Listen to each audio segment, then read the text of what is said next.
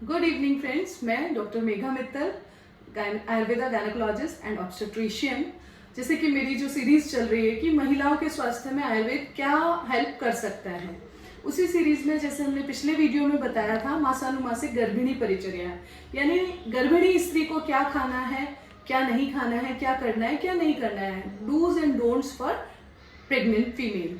तो उसी में आज हम जो आगे चल रहे हैं, आज का हमारा टॉपिक है सूतिका परिचर्या।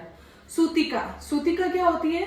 जब फीमेल की डिलीवरी हो जाती है, डिलीवरी के बाद जो फीमेल है उसे हम सूतिका कहते हैं।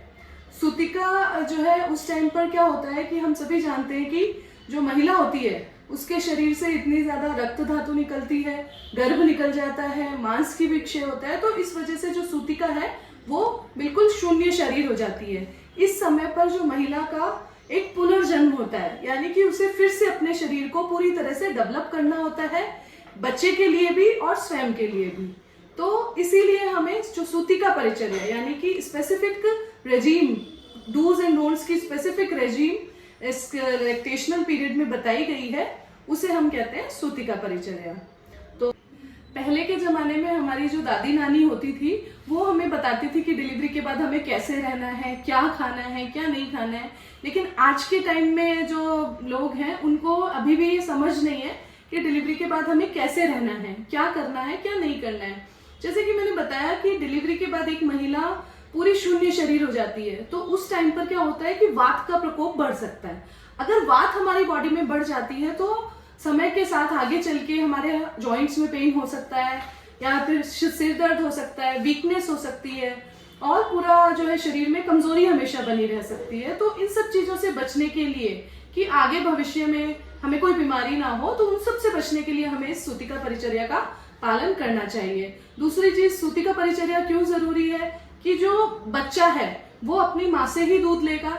अगर माँ स्वस्थ नहीं होगी, उसको प्रॉपर खाना पीना या उसने प्रॉपर अपनी रेजिम फॉलो नहीं की, तो वो बच्चे के लिए प्रॉपर दूध पैदा नहीं कर पाएगी, जिससे कि बच्चे को डेवलपमेंट नहीं होगा। तो बच्चे की हेल्थ के लिए भी और माँ की हेल्थ के लिए, दोनों के लिए ही सूतिका परिचर्या फॉलो करना जरूरी है। सूतिका परिचर्या फॉलो नहीं करने पर सूतिका से संबंधित कई बीमारियां जैसे कि फीवर है, आगे चल के कई इन्फेक्शंस हैं, जॉइंट पेन्स हैं, ये प्रॉब्लम हो सकती हैं। तो इन सब से बचने के लिए हमें सूतिका परिचर्या को जरूर फॉलो करना चाहिए। सूतिका परिचर्या में क्या बताया गया है कि शरीर जो है उसमें हमें सबसे पहले ध्यान रखना चाहिए कि कोई भी हम ऐसा काम नहीं करें जिससे कि वायु बढ़े। तो जैसे हमें कहीं भी तेज जो हवा चल रही है वहां बाहर नहीं निकलना चाहिए। जो सूतिका स्त्री है बहुत तेज उसे बोलना नहीं चाहिए, उसे बहुत ज्यादा गुस्सा या क्रोध नहीं करना चाहिए, शांत प्रवृत्ति से रहना चाहिए, अपने कान को, सिर को ढककर रहना चाहिए, ठंडी चीजों के संपर्क में कम से कम आना चाहिए, और ठंडे फल है या छाछ है, ये सब चीजें, ठंडी चीजें जो है उनका सेवन कम से कम करना चाहिए। दूसरी चीज, हमें जो है उनके सूतिका के जो है अग्नि बिल्कुल कम हो जाती है, डाइजेशन बिल्कुल वीक हो जाता है। तो डाइजेशन को बढ़ाने के लिए हमें सूतिका को क्या देना चाहिए? हम उसे दलिया में या दूध में घी डाल करके दे सकते हैं।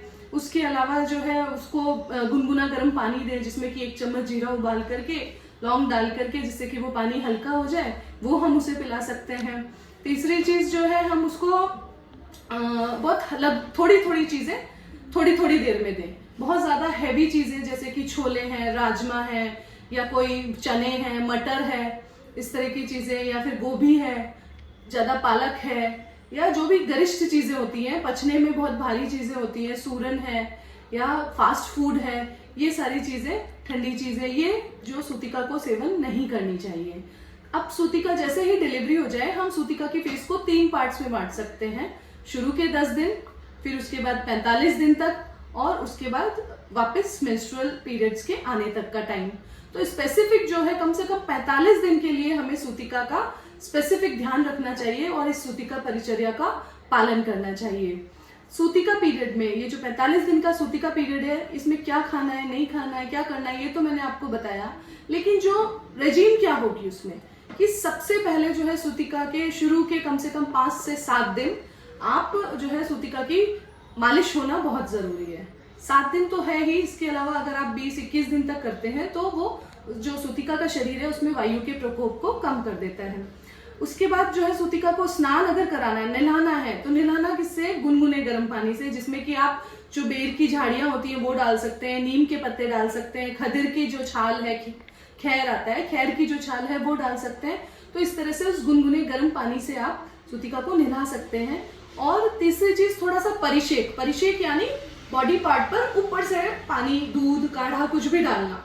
तो परिषेक भी सूतिका के लिए काफी इंपॉर्टेंट रहता है, क्योंकि इससे ब्लड सर्कुलेशन बढ़ता है, रिप्रोडक्टिव सिस्टम में ब्लड सप्लाई बढ़ती है, जिसकी वजह से जो यूट्रस वापस अपनी जगह पर, नॉर्मल जगह पर इजीली पहुंच पाता है, समय से पहुंच पाता है। चौथी चीज, डिलीवरी चाहे नॉर्मल डिलीवरी हो चाहे सिजेरियन सेक्शन हो, एक सूती बड़ा दुपट्टा ले ले और जो नाभि के आसपास जो अपना पेट है उसको अच्छे से, जितना पेशेंट सह सके, जितना फीमेल सह सके, उतना टाइट उसको बांधना चाहिए। इसे हम उदरावेष्टन कहते हैं।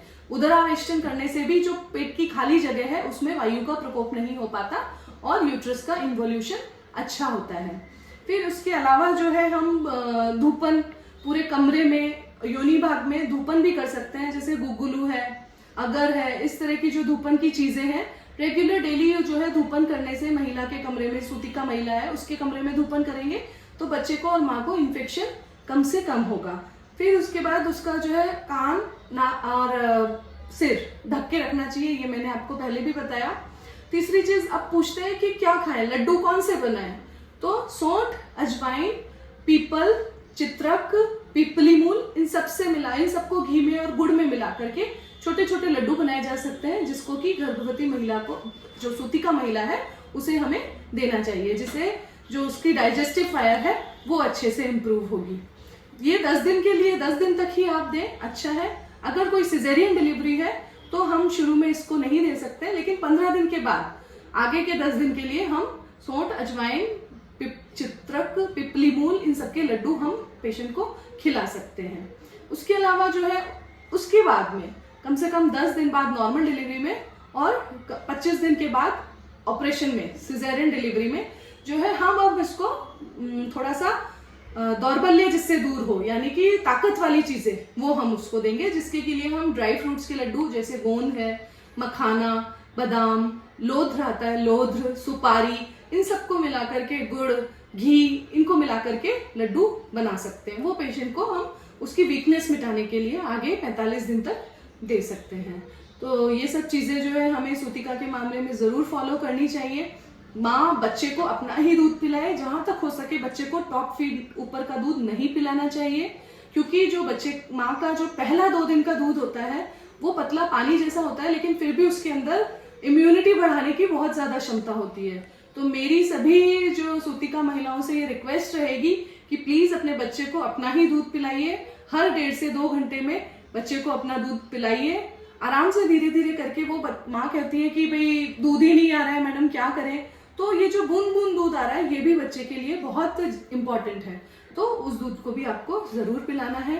हवा से बच के रहे, इन सब चीजों का पालन करें। अगर ये पालन करते हैं तो आपकी जिंदगी में आगे भी आप स्वस्थ रहेंगे। तो अगर मेरा ये वीडियो आपको पसंद आया हो तो प्लीज लाइक, शेयर और सब्सक्राइब करना नहीं भूलें। Thank you.